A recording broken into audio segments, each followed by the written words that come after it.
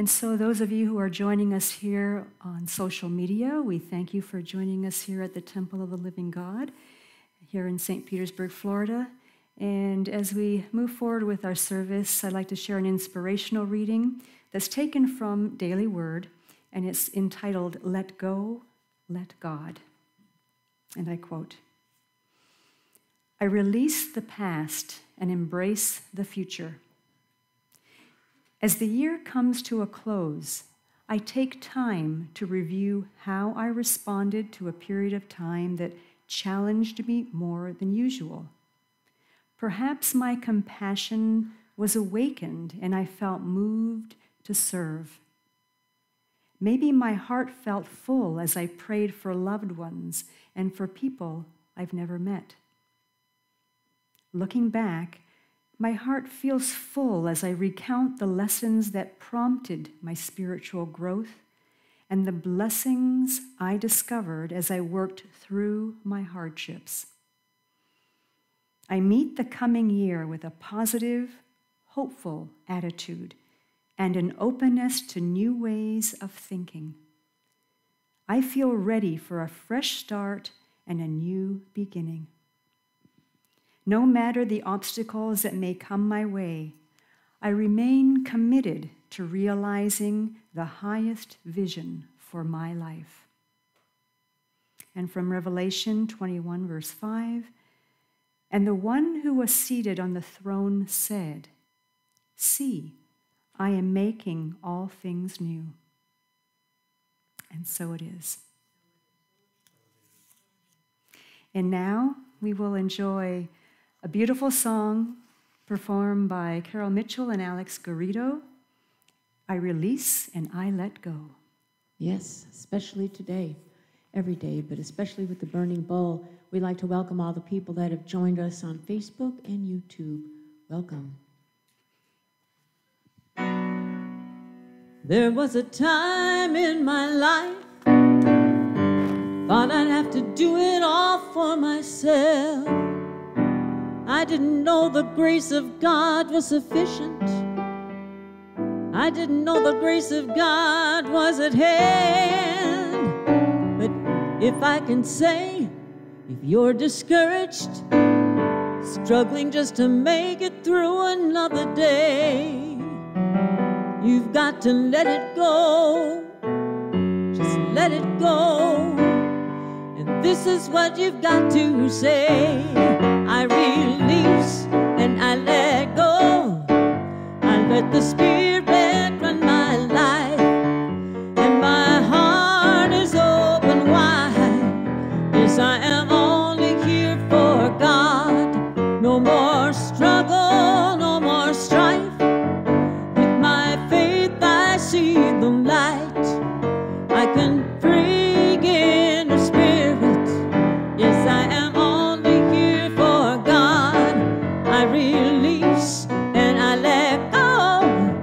I let the Spirit run my life, and my heart is open wide. Yes, I am only here for God. No more trouble, no more strife.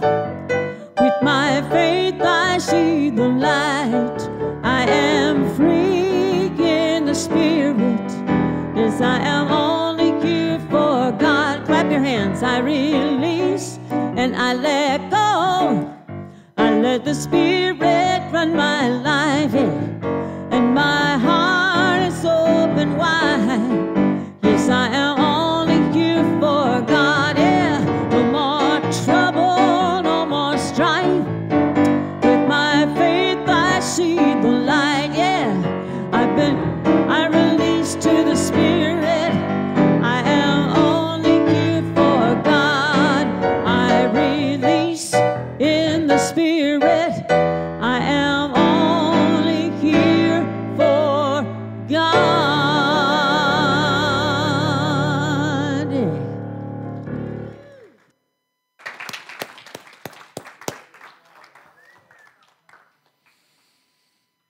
Thank you, Carol.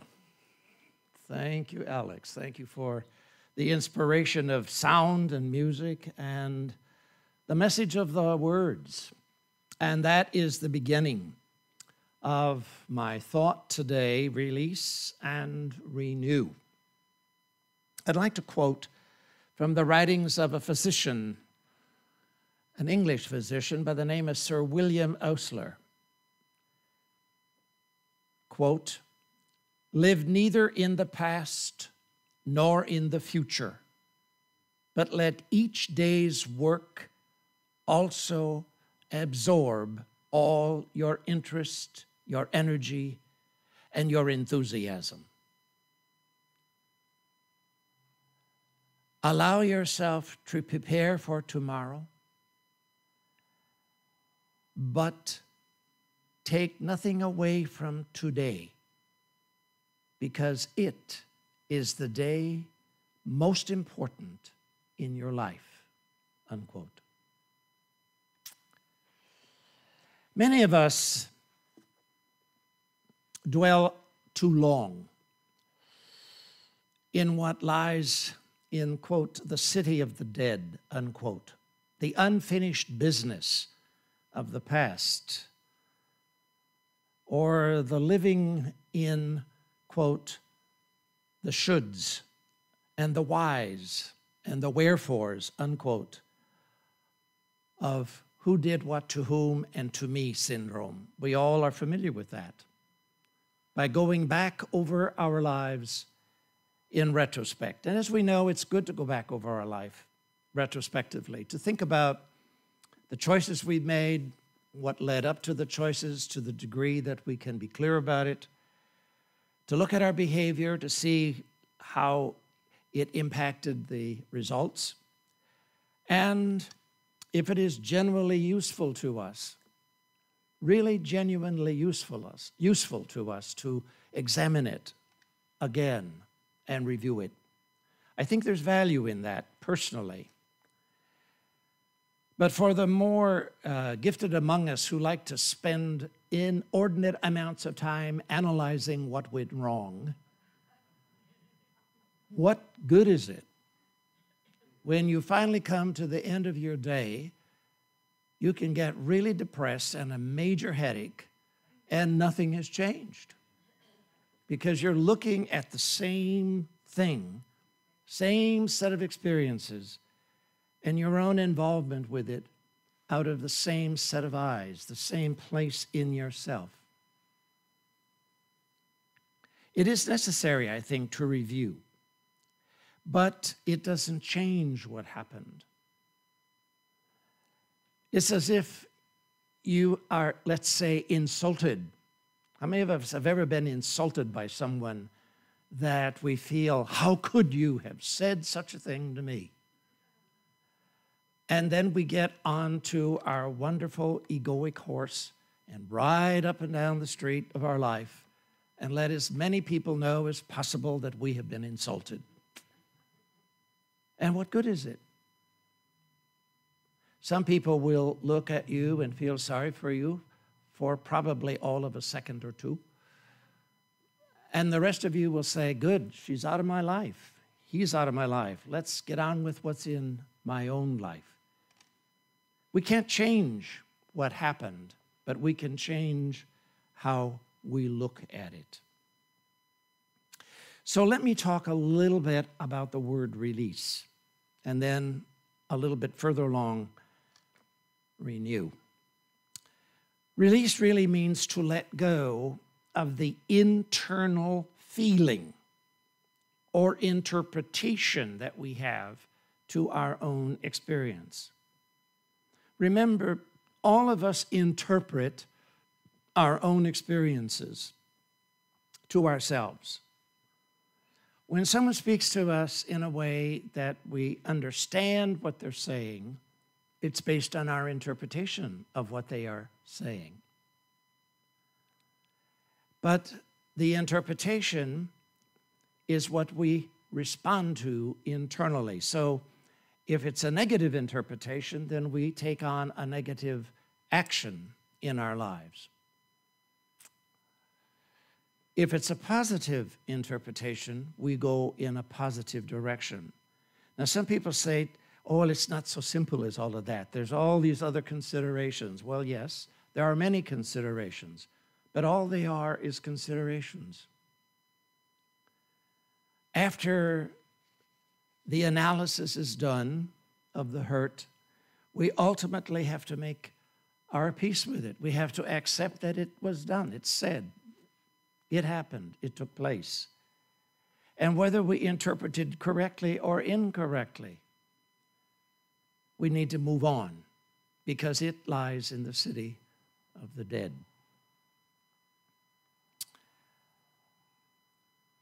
I am not saying that we can't go back and undo hurt and harm, wounding, that kind of thing that has occurred in our life. We can seek forgiveness, ask forgiveness. But forgiveness is within us. We cannot bring another man, another woman, another soul to forgive us or forgive the experience that is their journey and their work. It's a major work. It's a big work. And so releasing for us is really a daily thing. It's a good thing, I think, maybe a habit if you think of it, when we retire at night to briefly, not in long, detailed analysis, what we did during the day that was successful to us, that worked, that went well, and so on. Look at what didn't work. Look at the issue with one's boss, if one has a boss, or a partner, or a child, or husband, a wife, mother, father, son, daughter, what other family members may be part of a life, or a friend, or a loved one, or a spouse. It doesn't really matter. And if something didn't work during the day, it's our work to really say, okay, this is what happened. This is how I saw this. This is how I interpreted it. And I'm now going to let it go. I'm not going to carry this into sleep and stew about it overnight. I don't want to turn it over to my being and try to justify my actions or condemn the actions of another. When we live in the world, there's a lot of people who do that for us. All you have to do is turn on the news. Every day we have people doing a wonderful job of analyzing and dissecting and then condemning and judging and interpreting what other people have done. They make a big business of it. And we supply them with the opportunity to do it by tuning into them. I invite you to, as I've said many times, turn it off. Be selective in your thinking and reading and listening to the men and women who speak from a negative point of view. We need to do something that's a little bit more constructive in our life to move forward in our own life. This past week, I had an interesting dialogue by phone with a mother who was dealing with her oldest daughter who lives out of state. And without going into the backstory significantly, there's been a very difficult relationship with this daughter. And I can understand part of it because the mother, who is a woman I've known for many, many years, is very, I would call her dictatorial. She tends to be very focused and very strong in her views about what you should do or should not do. Well, it seems that the daughter has taken up with a new man in her life. Now, I want you to know that this is not a teenage daughter. This is a woman who is 50. Mom is 70 or thereabouts. And the daughter is taken up now with a brand new man in her life, in the daughter's life. And so she's now going through an analysis. She wanted me to agree, the mother wanted me to agree with her assessment of the new man. You know, well, 2 minutes into this conversation, I said, we need to stop, we need to pause. And I took a deep breath and I said, you know, let's just bless this man. Well, I don't want you to know what she said. It was colorful and had Christmas bells and sounds going through the atmosphere. And she said a few choice things to me about my point of view. And I said, well, it's just as good as yours. It's just as good as yours. Why don't you give your daughter the opportunity to make her own choice about the man she wants to be in relationship with?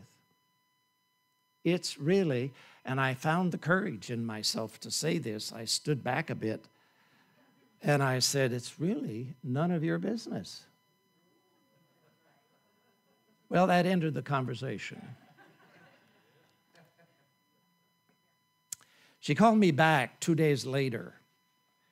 She said, well, you know, I got your message finally, but she said, I didn't bless you a lot. She said, I did bless you, but I really cursed you more than I blessed you.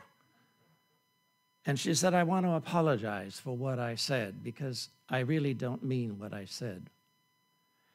So we had some clearing language in that regard, and she went on and I went on.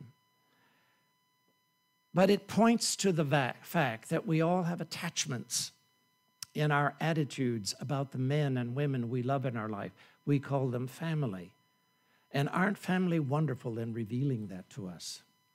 They show them so clearly. We say, how could you do that again?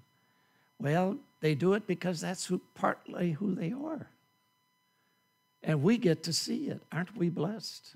We get to see how much judgment we carry about the people we call family and tell them what they should and should not do, even after they are considered to be adult. The work for us is to let go of the physical acts, the emotional acts, and the mental steps that we take in our life to hold on to things that we really need to let go of. If it's a job, then we need to let go of that and say, let me be open to something new. If it's a relationship, let's reach out to another woman, to another man, to a different person in a different setting, and be open to what that relationship may bring to us. And trust in your own being that it will be for your highest good, but you and I need to ask for that. We need to ask for that. You know, we look so often at the problems that we have in our life, the problems that are ongoing, and we think, well, if I go forward in this way, I'm going to have more problems with it. Welcome the problems. Some of you welcome problems. Nobody's got their hands up.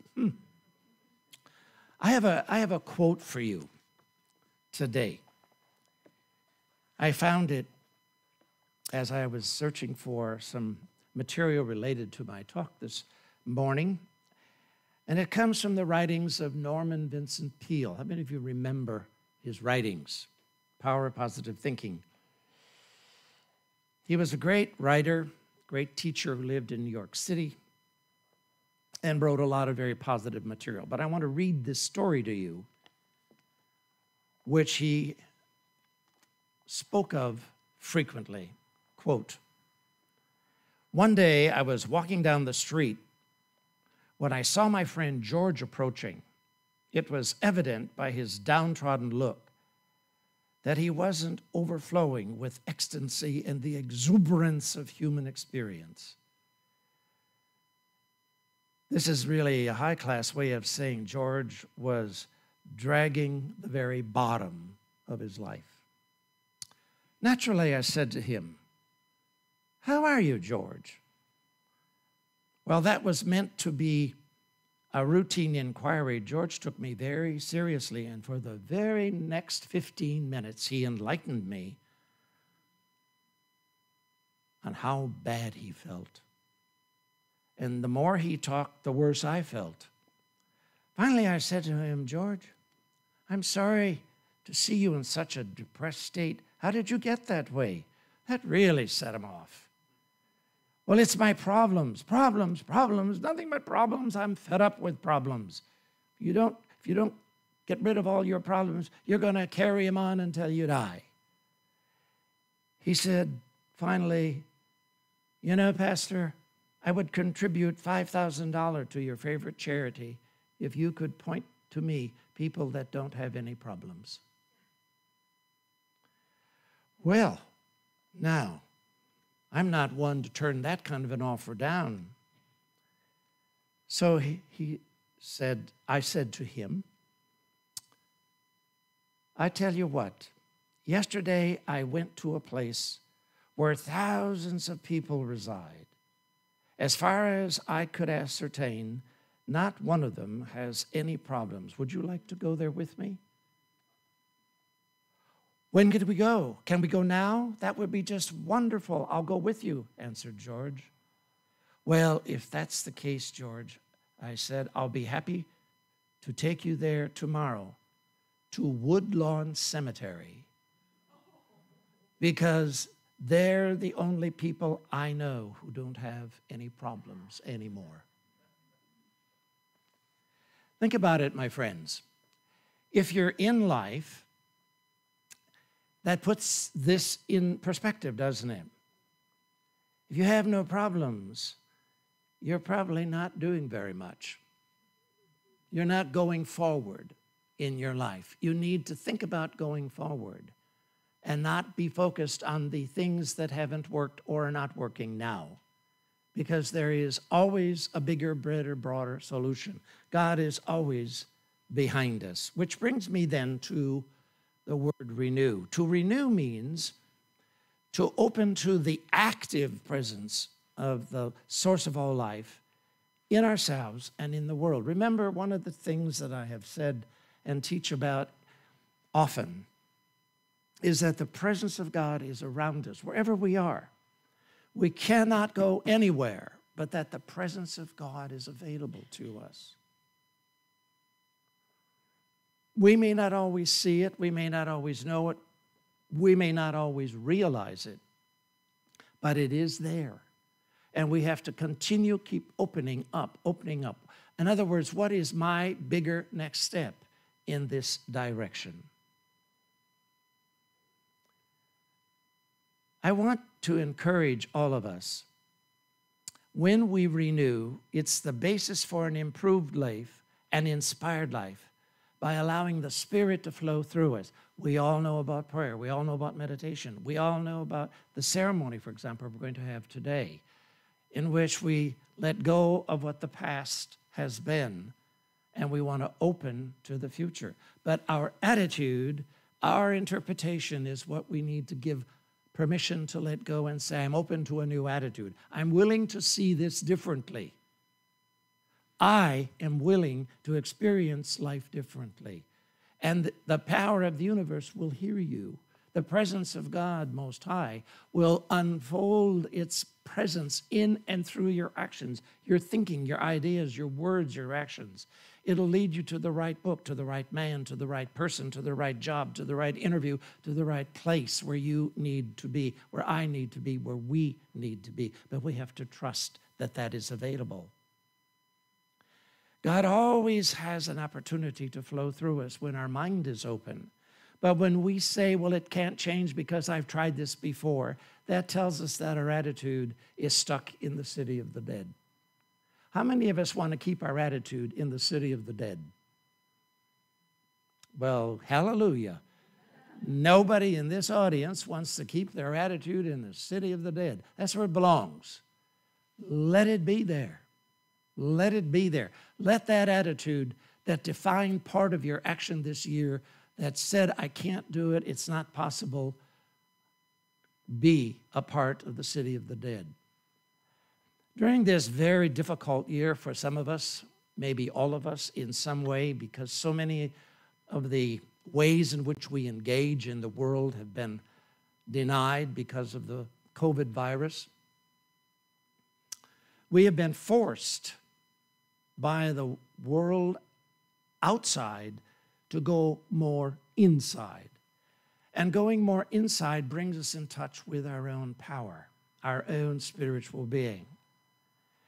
But if we go inside and we dwell on the things that are in the place of the city of the dead, what's missing, in other words, in our life, what used to be, we don't open to what can be, what will be in the future. And what's really important is what we are going to create for the future. All of us have a place. I want to bring one final piece to you this morning that comes from the writings of a philosopher that's many centuries old, and it's been translated from the Aramaic into English. The author is Kalidasa. Quote, "Look to this day, for it is life, the very life of life. In its brief course lie all the verities and realities of your existence. The bliss of growth, the glory of action, the splendor of achievement. Yesterday is but a dream. Tomorrow is only a vision. But today well lived makes every yesterday a dream of happiness, and tomorrow a vision of hope. Look well, therefore, to this day. Such is the salutation to the dawn." God bless you.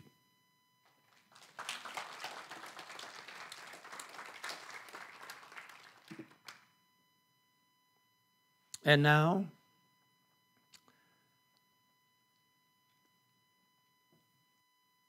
Reverend Karmene and I are going to lead you forward with the burning bowl experience. Now, some of you, probably many of you, have been a part of a burning bowl experience in the past.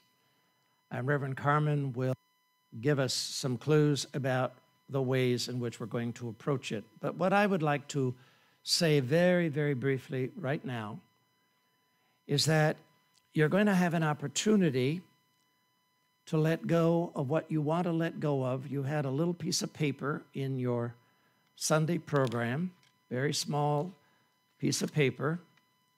You can use as much, the size of the paper doesn't really matter. Some people like a very long piece of paper. But write on it, if you haven't, what do you want to let go of in your life? An attitude, a viewpoint, an experience, an interpretation of something that took place that you're finished with. And on the reverse side, what would you like the universe to bring into your life that will bless you, honor you, strengthen you, support you in a new way?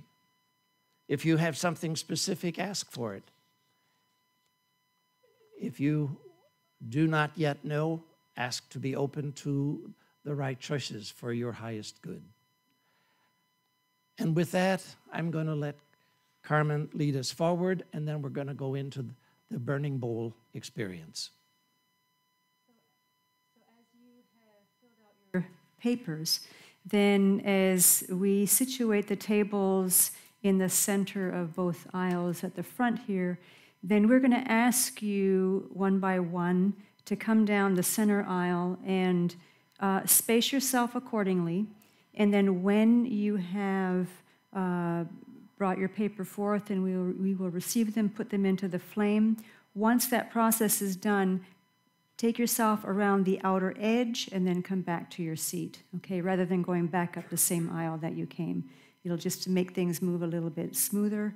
And so, and then we'll start with the front rows here as you line up in the center aisle. So, so just again, as we're inviting you just to kind of pace yourself with the distancing in the aisle, so we don't all have to rush in together to be in the aisle.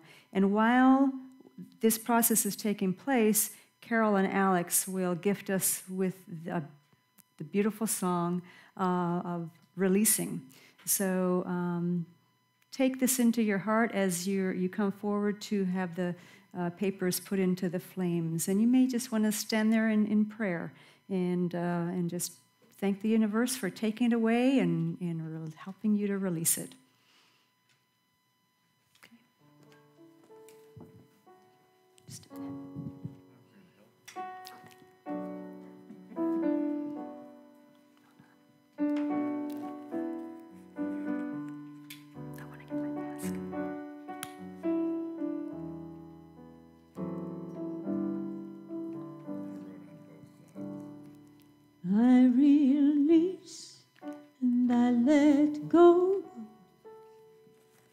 let the Spirit run my life, and my heart is open wide.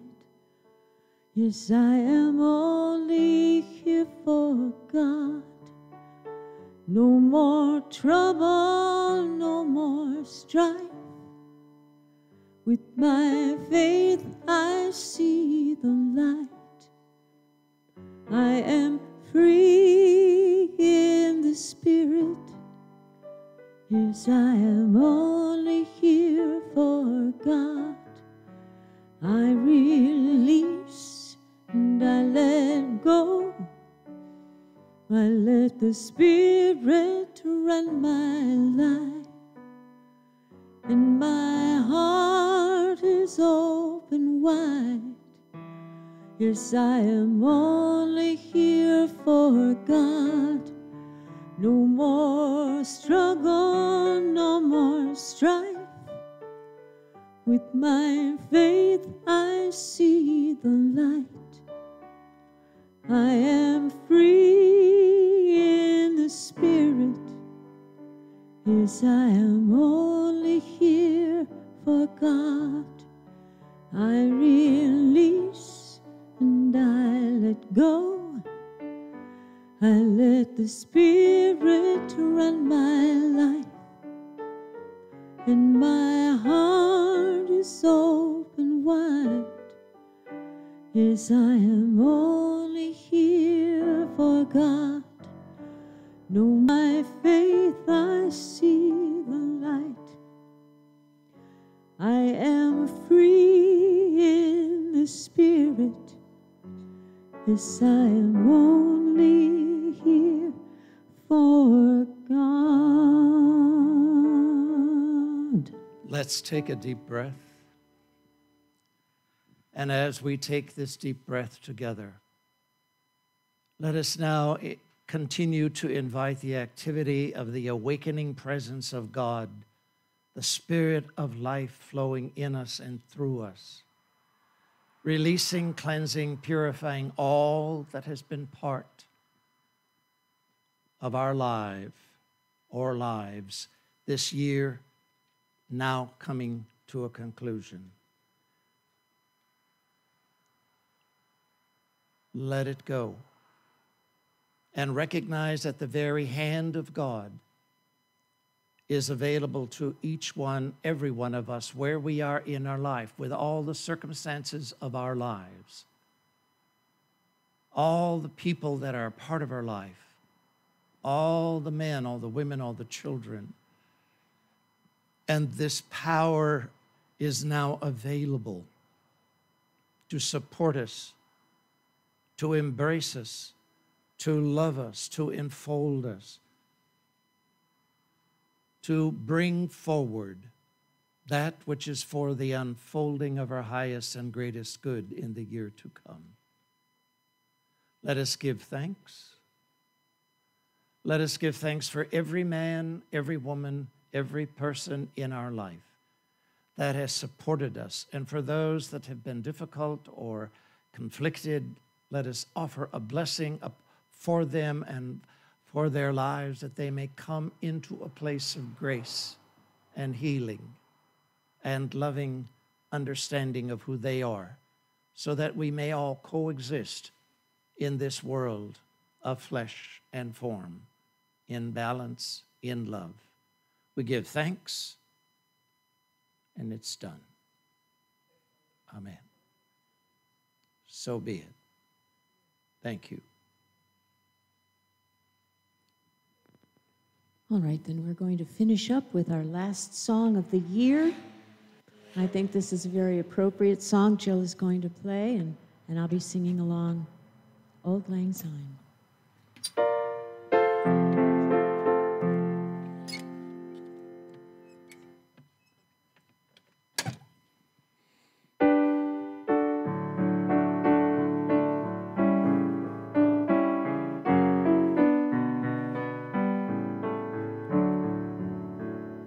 Should old acquaintance be forgot and never brought to mind,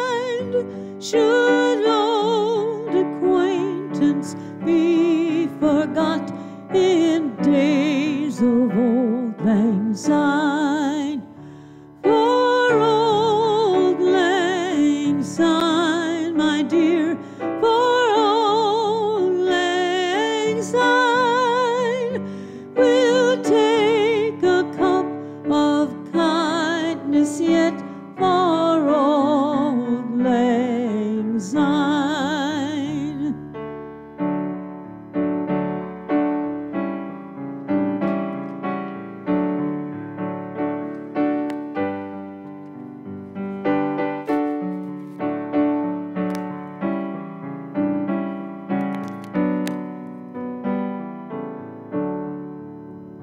For Auld Lang Syne, my dear, for Auld Lang Syne, we'll take a cup of kindness yet for Auld Lang Syne. Thank you.